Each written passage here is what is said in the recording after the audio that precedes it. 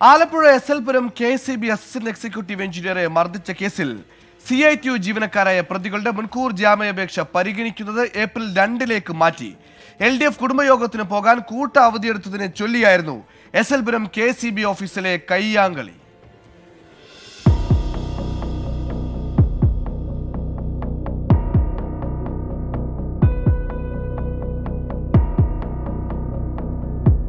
KCB assistant executive engineer K Rajesh മോനെ മർദ്ദിച്ചെന്ന കേസിൽ ഇടത് സംഘടനാ ഭാരവാഹികളായ ജീവനക്കാർക്കെതിരെ മാരാരിക്കുളം പോലീസ് ജാമ്യമില്ലാ വകുപ്പ് പ്രകാരമായിരുന്നു കേസെടുത്തത്.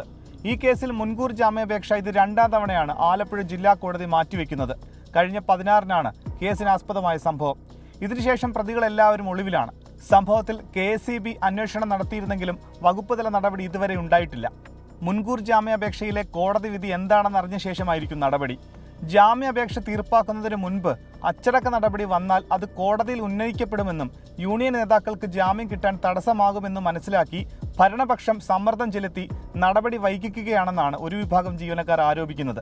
CITU യൂണിയൻ നേതാക്കളുടെ പരാതിയിൽ അസിസ്റ്റന്റ് എക്സിക്യൂട്ടീവ് എഞ്ചിനീയർ രാജേഷ് മോനെതിരെയും കേസെടുത്തിരുന്നു. അവധിയെടുത്ത വിഷയം സംസാരിക്കാൻ ചെന്ന ജീവനക്കാരെ ഉൾപ്പെടെ എഞ്ചിനീയർ തള്ളിയിട്ടെന്നും മർദ്ദിച്ചെന്നുമാണ് മറുവിഭാഗത്തിന്റെ പരാതി.